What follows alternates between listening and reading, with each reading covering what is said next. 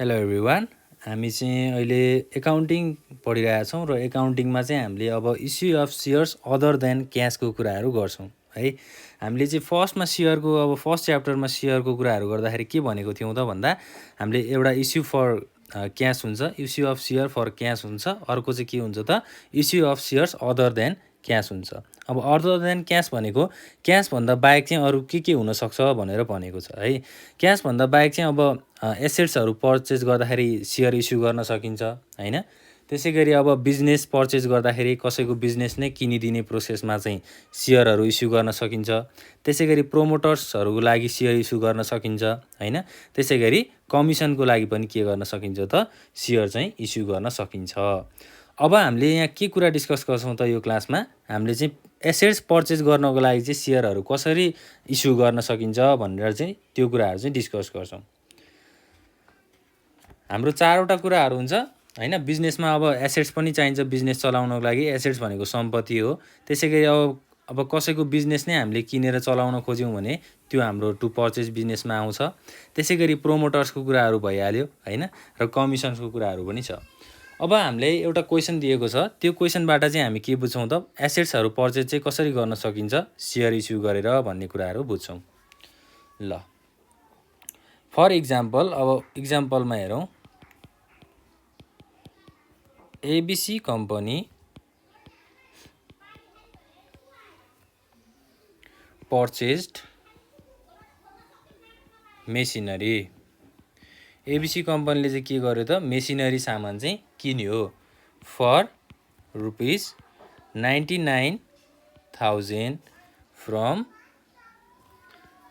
XYZ company. यो चाहिँ example हो है। जस्तै अब यहाँ चाहिँ राम कम्पनी पनि हुनसक्छ, हरि कम्पनी पनि हुनसक्छ है।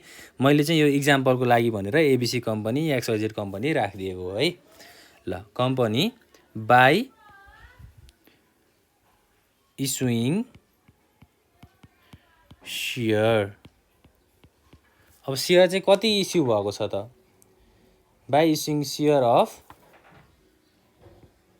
₹100 है। रुपिस कति हो त ₹990। सेयर चाहिँ हाम्रो 990 सेयर भयो हैन। 990 वटा चाहिँ सेयर भयो एट ₹100 इच है। 990 वटा चाहिँ सेयर भयो, एउटा सेयरको कति त ₹110। भनेपछि अब हामीले मेसिनरी अकाउन्ट जहिले पनि किन्दाखेरि चाहिँ के गर्छौँ त एसेट्सलाई डेबिट साइडमा राख्छौँ हैन। एसेट्स भनेको डेबिट साइडमा हुन्छ। अब यो कुन कम्पनीबाट एसेट्स किनेको हो त XYZ कम्पनीबाट एसेट्स किनेको हो भनेपछि यसको जर्नल के हुन्छ त मेसिनरी अकाउन्ट डेबिट हुन्छ। मेसिनरी भनेको एसेट्स हो, त्यही भएर हामीले यसलाई डेबिट साइडमा राख्यौँ। टु क्रेडिटमा के हुन्छ त अब कुन कम्पनीबाट किनेको हो XYZ कम्पनीबाट किनेको हो भनेपछि XYZ कम्पनीलाई के गर्नु पर्यो क्रेडिटमा राख्नु पर्यो। बिङ मेसिनरी पर्चेस्ड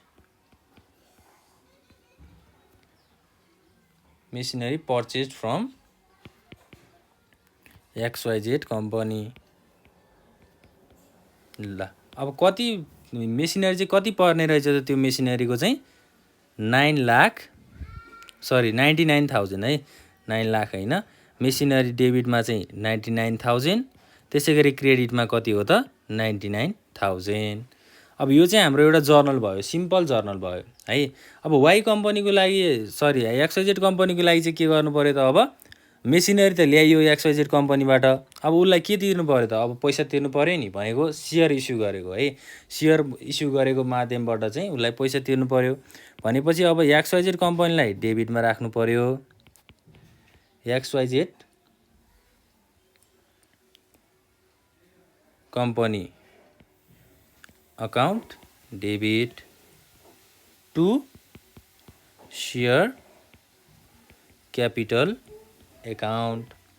अब सेयर कति इस्यु गरेको हो त 990 वटा सेयर, एउटाको ₹110 दरले भनेपछि कति भयो त ₹110। सरी क्वेसन्स त हाम्रो ₹100 रहेछ है। क्वेसनमा चाहिँ 100 रुपियाँ दिएको छ, 110 होइन 100 रुपिज है। एउटा सेयरको चाहिँ कति त 100 रुपियाँको दरले भनेर भनेको छ है। अब यहाँ के गर्नु पर्यो 990 इन्टु 100 भनेको कति हुने भयो त 99,000 र डेबिटमा पनि कति हुने भयो 99,000 हुने भयो। XYZ कम्पनीबाट चाहिँ मेसिनरी किनेर ल्याइयो र सेयरको माध्यमबाट चाहिँ XYZ कम्पनीले के गरियो पैसा तिरियो, सेयर इस्यु गरियो भनेर भन्नु पर्यो। पैसा तिरियो भन्दा पनि सेयर चाहिँ इस्यु गरियो। Being share issue in the favour of XYZ company. ल के भएको रहेछ माथि क्वेसन अनुसार एबिसी कम्पनीले चाहिँ XYZ कम्पनीबाट मेसिनरी किनेको रहेछ र उसको लागि चाहिँ अब 99,000 पर्ने मेसिनरी किनेर ल्यायो र XYZ कम्पनीलाई के गरियो त सेयर चाहिँ इस्यु गरियो। यसरी चाहिँ हामीले के गर्छौँ त जर्नल चाहिँ प्रिपेयर गर्छौँ। अब यो त भयो हाम्रो पार भ्यालुको कुरा है। अब इस्युड एट पारको कुराहरू भयो। यो इस्युड एट पार। अब प्रिमियमको कुराहरू गर्नु पर्यो हैन, यो पारको कुरा भयो। अब इस्यु एट प्रिमियममा चाहिँ के हुन्छ त प्रिमियम। ल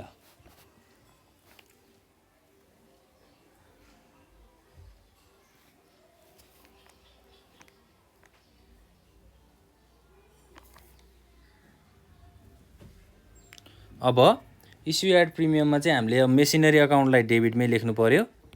मेसिनरी अकाउन्ट डेबिट कति राख्नु पर्यो त 99,000 राख्नु पर्यो हैन। त्यसै गरी to XYZ company. XYZ company चाहिँ के भयो त क्रेडिट भयो। यो पनि हामीले क्रेडिट साइडमा 99,000 राख्नु पर्यो हैन। Being machinery purchased from XYZ company. अब XYZ कम्पनीलाई के गर्नु पर्यो त हामीले सेयर इस्यु गर्नु पर्यो हैन। सेयर इस्यु गर्नको लागि अब यहाँ प्रिमियमको कुराहरू आयो हैन। अब 100 रुपियाँको दरले चाहिँ हामीले माथि सेयर इस्यु गरेको छ भनेर भनेको थियो हामीलाई। अब प्रिमियममा चाहिँ के भनेको छ भन्दा 10% प्रिमियम भनेको छ। 10% प्रिमियम भन्यो भनेपछि अब के गर्नु पर्यो त हामीले अब XYZ कम्पनीलाई के गर्नु पर्यो त पैसा दिनु पर्यो हैन, अथवा सेयर इस्यु गर्नु पर्यो। भनेपछि XYZ company account debit to के हुन्छ त सेयर क्यापिटल हुन्छ। टु सेयर क्यापिटल अकाउन्ट भयो। टु के हुने भयो त यहाँ सेयर प्रिमियम।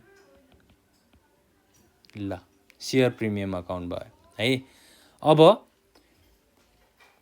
जस्तै 100 रुपियाँमा चाहिँ अब 100 रुपियाँमा चाहिँ यहाँ इस्यु भएको छ सेयर हैन। अब 9,99,000 त भयो हाम्रो। अब इस्यु प्रिमियममा इस्यु भयो भनेको 10% चाहिँ प्रिमियम भयो भनेको 100 रुपियाँको 10% भनेको कति हुन्छ 10 रुपियाँ हुन्छ हैन। सेयर क्यापिटलमा चाहिँ हामीले के गर्नु पर्यो त 900 इन्टु 100 गर्नु पर्यो। अब 100 को 10% भनेको 900 इन्टु 10 हुन्छ भनेको यहाँ चाहिँ 90,000 हुने भयो हैन। यहाँ चाहिँ 90,000 हुने भयो क्रेडिटमा। त्यसै गरी सेयर प्रिमियममा चाहिँ कति हुने भयो 9,000 हुने भयो भनेपछि डेबिटमा कति हुन्छ 99,000 हुन्छ। ल XYZ कम्पनीको लागि चाहिँ सेयर क्यापिटल सेयर इस्यु गरियो प्रिमियममा भनेको 9,000 चाहिँ प्रिमियम अमाउन्ट रहेछ। यसरी चाहिँ हामीले के गर्छौँ त क्याल्कुलेसन गर्छौँ। अब यो चाहिँ हामीले फर्मुलाबाट क्याल्कुलेसन गर्छौँ है। जस्तै अब फर्मुला पनि हुन्छ यसको। अब नम्बर अफ सेयर इस्युड भनेको कतिवटा सेयर चाहिँ इस्यु गरिएको रहेछ भनेर निकाल्ने हो है। Number of share issued is equal to formula के छ त हाम्रो purchase price divided by issued price. अब पर्चेस प्राइस भनेको 99,000 हो, इस्युड प्राइस भनेको कति छ त 110, किनभने 100 रुपिस भनेको सेयर इस्यु भयो र त्यसको 10% भनेको 10 रुपियाँ भयो। 100 + 10 भनेको 110 हुन्छ। अब कति नम्बरमा चाहिँ सेयर इस्यु भएको रहेछ त भनेको 900 सेयर चाहिँ इस्यु भएको रहेछ भनेर बुझ्नु पर्यो। जस्तै मैले माथि के भनेको थियो त पारमा हाम्रो कति सेयर चाहिँ इस्यु भएको थियो 990 सेयर चाहिँ इस्यु भएको थियो, किनभने यसलाई पनि हामीले त्यसरी नै क्याल्कुलेसन गर्न सक्छौँ। अब पर्चेज प्राइस कति छ त 99,000 छ र अब हाम्रो इस्यु प्राइस चाहिँ कति हो, सेयरलाई कति रुपियाँमा इस्यु गरिएको थियो 100 रुपियाँमा इस्यु गरिएको थियो। 99,000 डिभाइड बाई 100 भनेको कति हुन्छ त 990 हुन्छ। अब तल हाम्रो डिभाइड बाई 110 गर्दाखेरि कति आयो त 900 सेयर्स चाहिँ आयो। त्यही भएर 900 चाहिँ हामीले यहाँ यसरी लेखियो है त। ल अब हाम्रो अर्को चाहिँ के छ त प्रिमियम पछि डिस्काउन्टको कुराहरू आउँछ है। अब प्रिमियमको कुराहरू भयो, डिस्काउन्टको कुराहरू पनि गरौँ।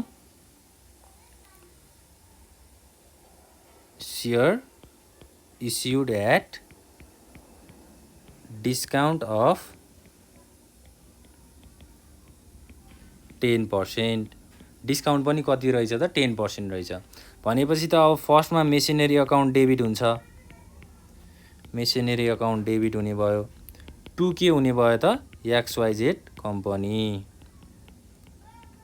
अब XYZ कम्पनीबाट किनेको हो नि त सामान त हैन, 99,000 पर्ने मेसिनरी सामान, डेबिटमा 99,000 क्रेडिटमा 99,000 being machinery taken from XYZ company. ल अब हामीले के गर्नु पर्यो XYZ कम्पनीलाई चाहिँ सेयर इस्यु गर्नु पर्यो। सेयर इस्यु गर्दाखेरि के गर्छौँ त हामीले XYZ कम्पनी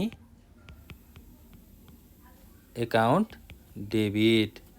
त्यसै गरी डिस्काउन्टलाई हामीले जहिले पनि कहाँ राख्छौँ त डेबिट साइडमा राख्छौँ हैन। डिस्काउन्ट अकाउन्ट चाहिँ के गर्नु पर्यो त discount on issue of shares है। सेयर इस्यु गर्दाखेरि चाहिँ कति डिस्काउन्ट दियो भन्ने कुरा छ, त्यसलाई हामीले डेबिटमा राख्छौँ।